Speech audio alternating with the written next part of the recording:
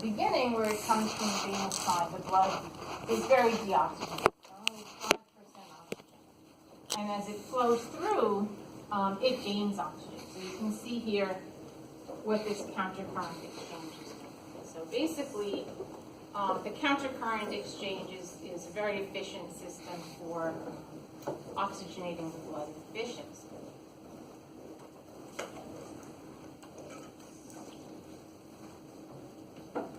And most fishes breathe with gills, but there are a few fishes that do not, mainly the lungfishes.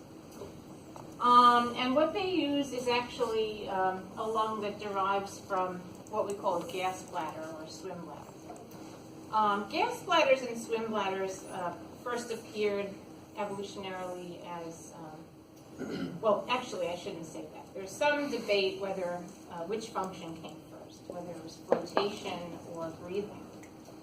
But what we do know is that there are these organs that we call gas bladders and swim bladders, and some of them provide flotation, and others are used for breathing. So what they are is a structure found in fishes. They actually arise fairly early in fish evolution. They have these two functions. One of them is what we call hydrostatic, meaning used for buoyancy, and the other one is respiratory, if it's a lung. In lungfishes and tetrapods, the gas bladder becomes the lung. So it has a primarily respiratory function. However, in most ray fin fishes or actinopterygians, rather than a lung, what they have is this air bladder. So it's what we call a swim bladder because they use it for buoyancy when they're swimming. The difference between lungs and gas bladders. Anybody know what it is from reading? Anyone want to guess what the difference is in terms of location? Can you repeat the question? Yeah, so anyone know the difference in location between lungs and swim bladders?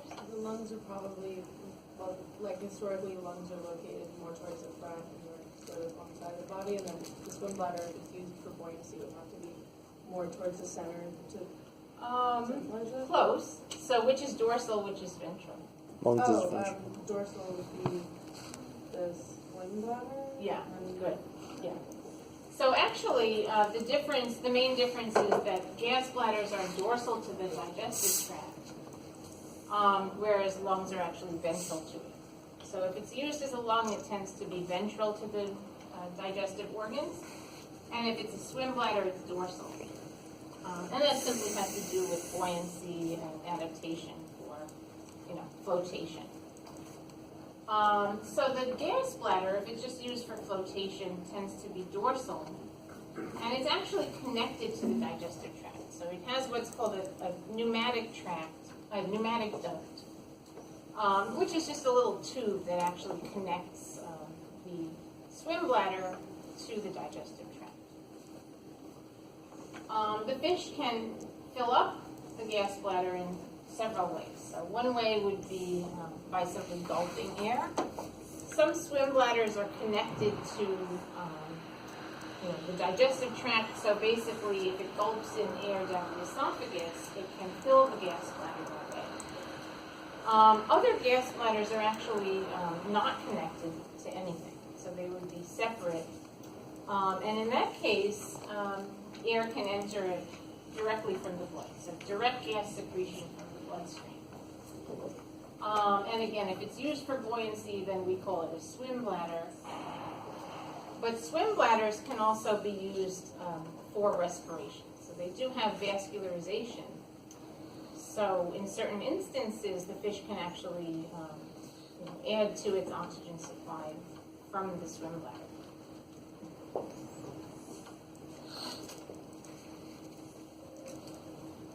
As you might expect, gas bladders are not found in fishes that tend to live along the bottom. So bottom-dwelling fishes don't have this.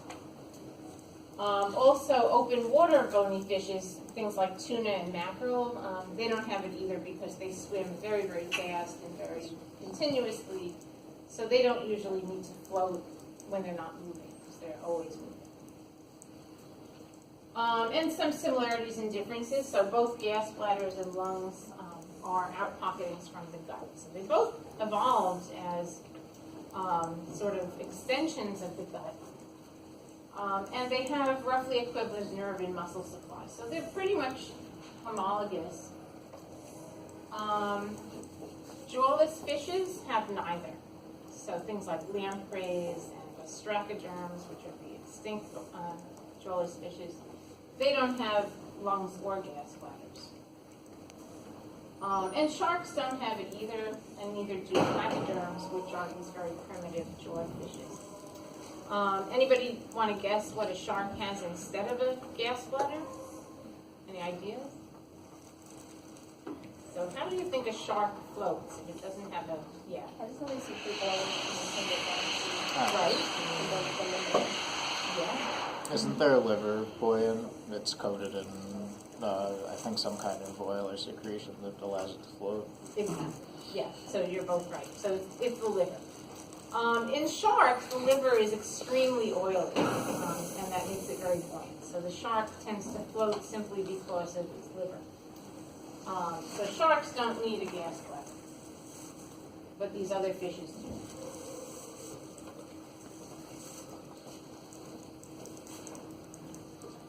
Okay, so we talked about gills, we talked about gas bladders. Let's talk about lungs now. So lungs, of course, derive from the gas bladder, and they are for breathing air directly. So it's not oxygen that's dissolved in water, but it's simply direct from the air.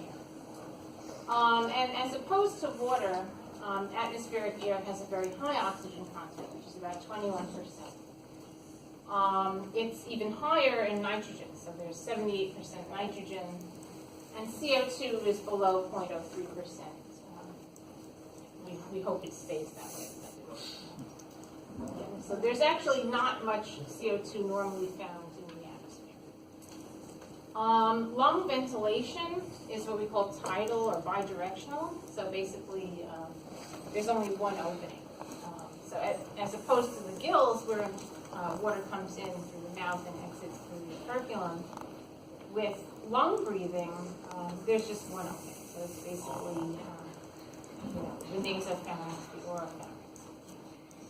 So you breathe in through your nose, through your mouth, and it goes down to trachea, which is really just one opening. And then you inhale and exhale through the trachea. It's bidirectional, one opening. Lungs embryologically originate as outpocketings from the gut. So just like gas bladders and swim bladders, they basically come from endoderm. So lungs derive from endoderm. Unlike the gas bladder, the lungs are, unlike the gas bladder, the lungs are generally ventral to the gut. So even though they're homologous, they basically are in a different position just because that's more advantageous to the animal. And in addition, we have some structures that help to pull air into and out of the lungs, which are the trachea, the bronchi, and bronchioles, which can actually hold a significant volume of air. So they pull in the air, they hold air, but they can't do gas exchange.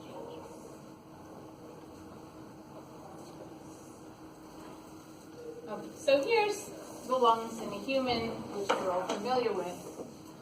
And just to review the basic parts, so we have the pharynx, which is divided into a nasopharynx, which is the nasal cavity, and then the oropharynx, which is the mouth cavity.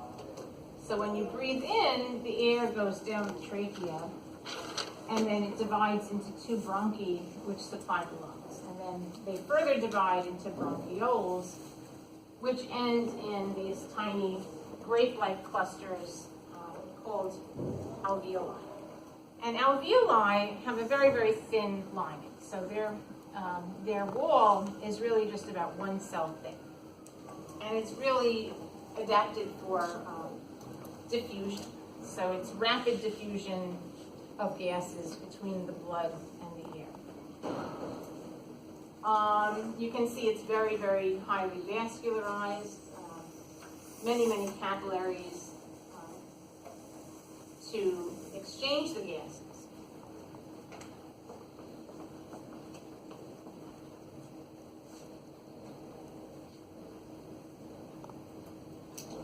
The trachea actually has numerous cilia. So here's a slide, a microscope slide showing the lining of the trachea.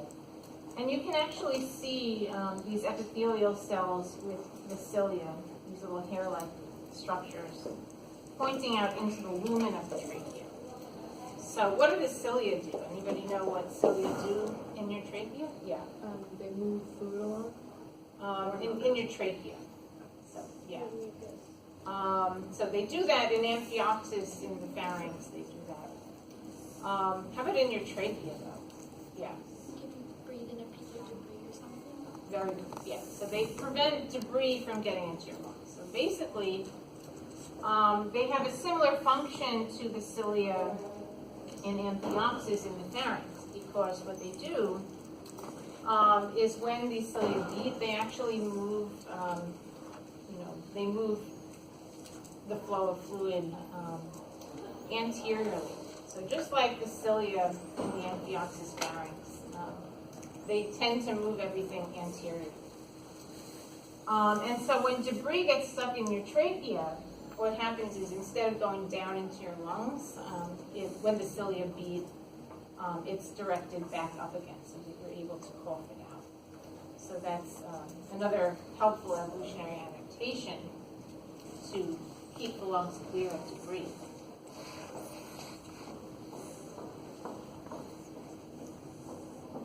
And the lungs have a very, very spongy texture, of course. So when you look at a side of the lungs, you can see all these alveoli here and bronchioles make this extremely spongy texture. So what this does is basically provides very, very great surface area. It extends the surface area for gas exchange. So because what we were talking about last Thursday with the surface to volume ratio, and when we change the surface to volume ratio, increasing the size of the organism, the greater the volume, the less the surface area. So you can't breathe cutaneously because there just isn't enough surface area of the skin to do that in an economic way. So in large animals, large multicellular animals, we put the surface area on the inside. So that's how this works. So the lungs are very, very spongy with all this air space. And this is the interior of one alveolus, so you can see how it's just kind of an empty space. And then here's a close-up of this region over here on the right, which is the interface between the capillaries and the alveolus. So you can see how it's just very, very thin here for gas exchange back and forth.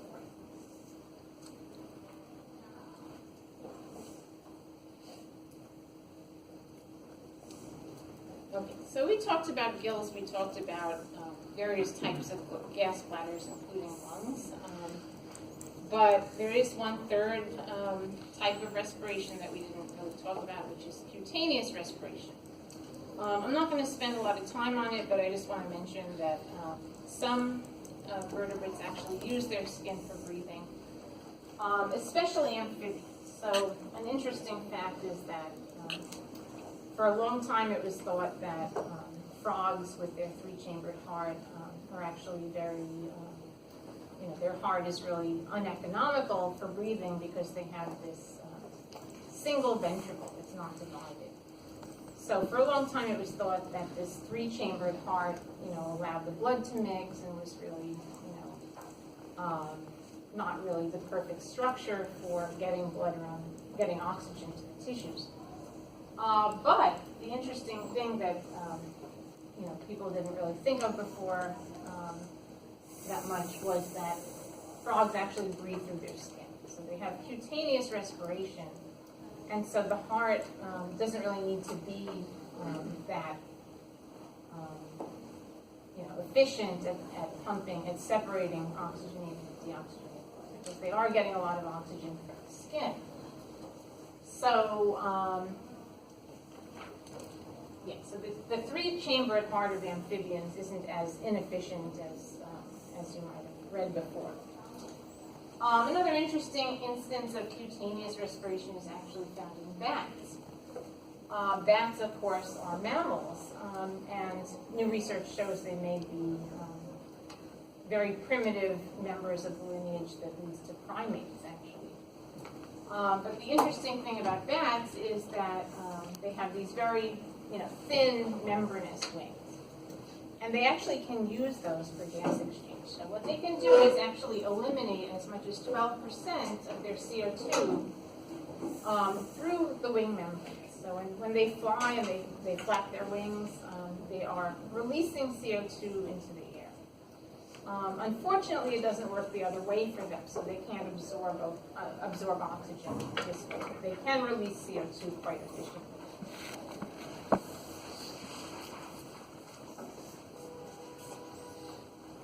So we talked about different structures involved in respiration. There's actually, just going to go back a little bit in terms of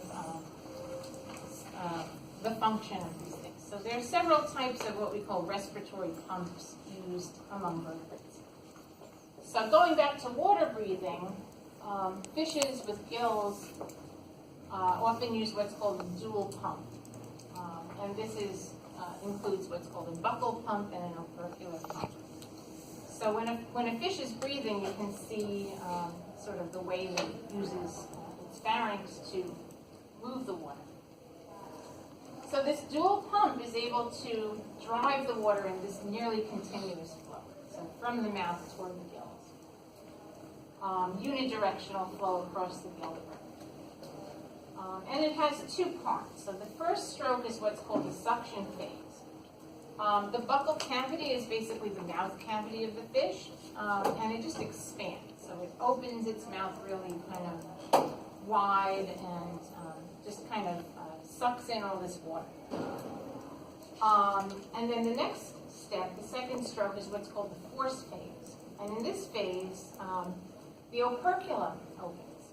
So first it opens the mouth really wide to draw water in using suction, and then it opens the operculum to force the water out. So this is how this dual pump works in fish breathing. If you have aquarium fish at home, you can observe them and just see if you can see this for yourself. It's very interesting. Professor? Yeah. I thought you said the fishes have, the fish have to swim in order to. Some fish do. That's the ram ventilation. Okay. So there's several different types. So this is more fishes that tend to kind of rest in one place. So the fishes that use ram breathing just swim continuously. So it's big fish like tuna and sharks. But fishes that kind of rest in one place, like aquarium fish, they tend to do this. So yeah, it's true. This is not the same as the ram ventilation. So ram ventilation is a different thing.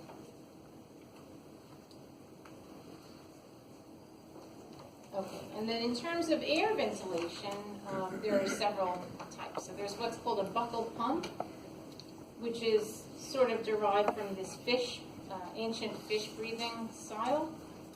And then there's what's called an aspiration pump, which is what we use in our lungs. So the buccal pump is used by things like frogs, lungfishes, amphibians, and basically what it involves is an exhalation phase followed by an inhalation phase. So first there's actually a breathing out, and then a breathing in. So the first thing that happens, this is sort of hard to grasp at first because it's the opposite of what we're used to in terms of our own breathing. But basically for a frog, it exhales first, then it inhales. And what it does is the first thing is to push air out from the lungs and into the mouth. So it's interesting, this is how its breathing cycle starts, not by breathing air in, but actually breathing air out. So it pumps air out of the lungs into the mouth, the buccal cavity.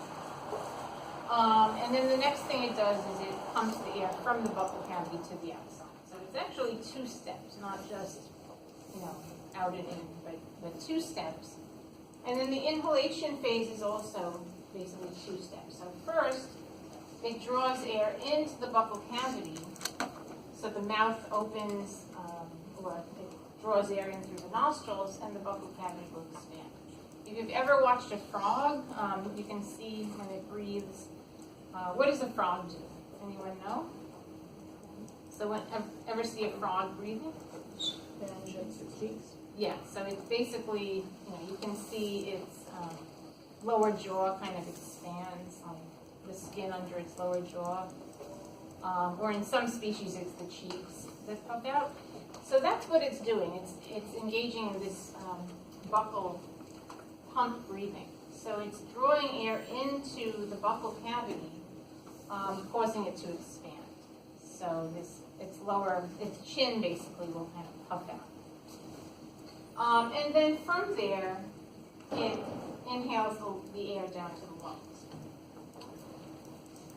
And so compression, basically. So it's compressing muscles in the lower jaw and in the pharynx, and it's forcing the air, a bubble of fresh air, into the lungs. So it's really kind of a 4-step process, whereas with us it's really just 2 steps in and out. But with these amphibians, it's first into the mouth and then into the lungs, and then out from the lungs to the mouth, and then out to the external body. So this is the buccal pump breathing method of amphibians. So it does both breathe from skin and lungs? Yeah, it can do both. So basically in amphibians, they can do cutaneous breathing through their skin, which they can do in air and water, but when they're on land, they do this, basically. So they tend to breathe air into the lungs, and this is how they get most of their oxygen. Tadpoles just use cutaneous? Tadpoles have gills, and cutaneous. Okay, so then the third style is the aspiration. So this is what we use as humans with our lungs and other air-breathing tetrapods that are both above amphibians. Okay, so this basically involves sucking air into the lungs by creating low pressure around the lungs. And that works in 2 ways. So a series of muscles, you have your diaphragm and also your intercostal muscles, and what they do is create a low pressure area surrounding the lungs.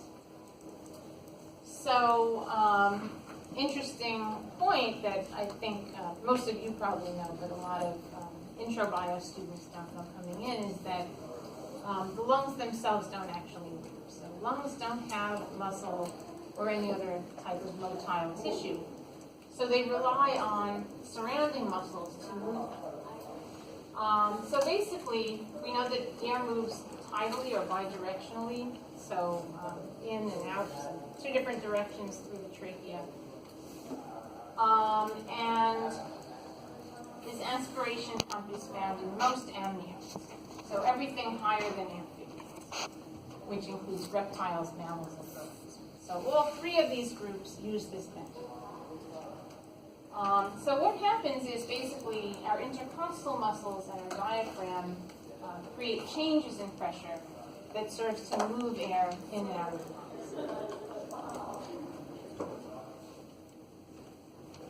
So the way that works is basically, you can see here, inhalation involves downward contraction of the diaphragm.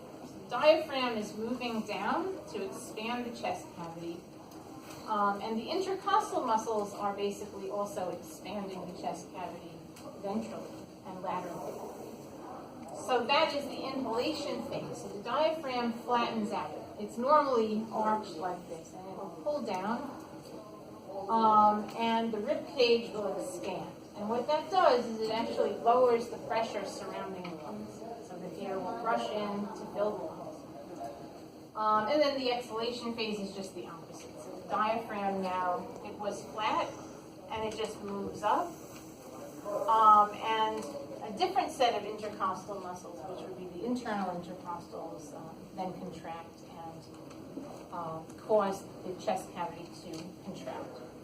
So that's going to push the air out of the lungs and cause exhalation.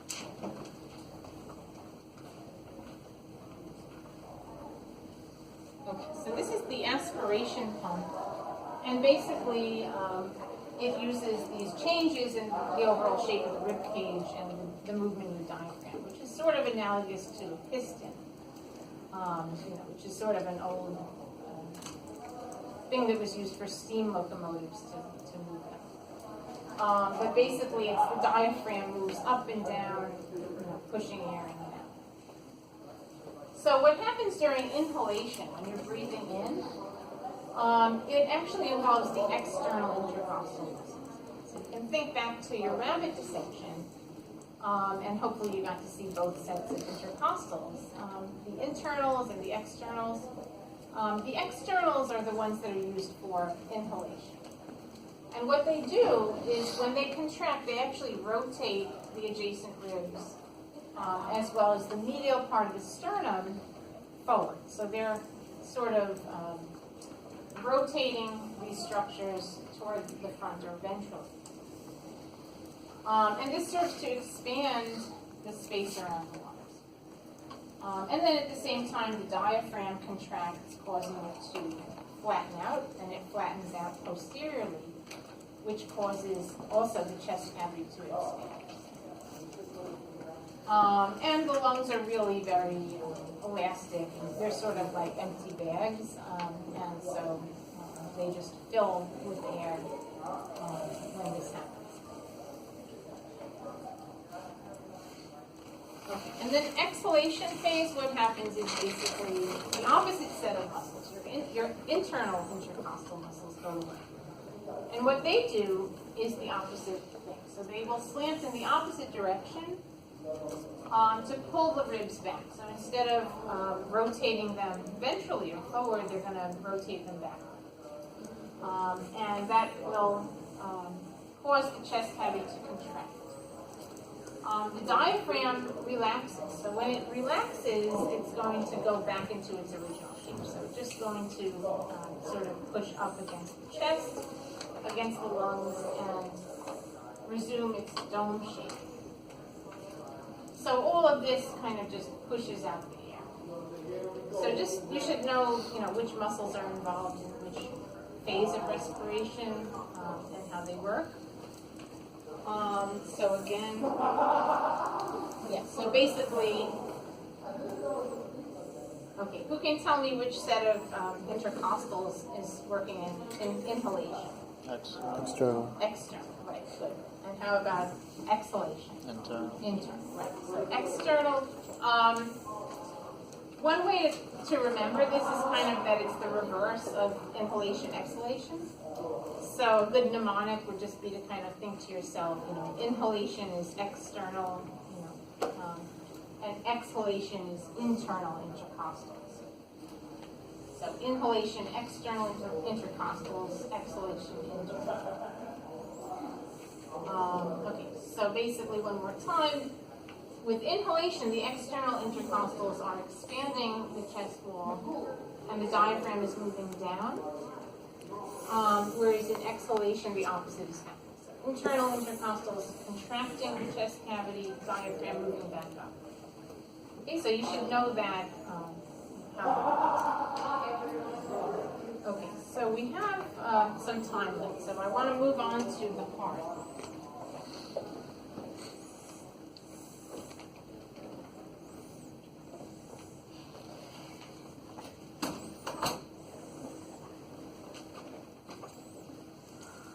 Does anyone have any respiration questions before we move on?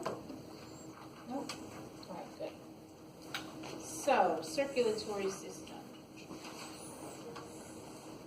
The circulatory system basically works to transport blood gases. So its main function is the transport of O2 and CO2 back and forth. And of course, it works as a series of connecting tubes, which are the blood vessels. It was really first, not really discovered, but first described in detail by this man who is a scientist by the name of William Harvey. And in 1628, he wrote a treatise on, basically, here it says,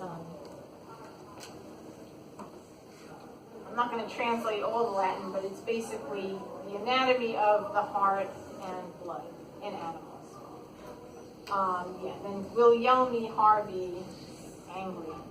William Harvey, the Englishman. But basically what he did was, he was one of the first scientists to show conclusively that, the heart functions to pump blood through a closed circulatory system. That we have this network of blood vessels that are actually closed, unlike that of things like, invertebrates, for example. We have this closed system of blood vessels with the heart as the pump. So he's one of the leading scientists in discovering this.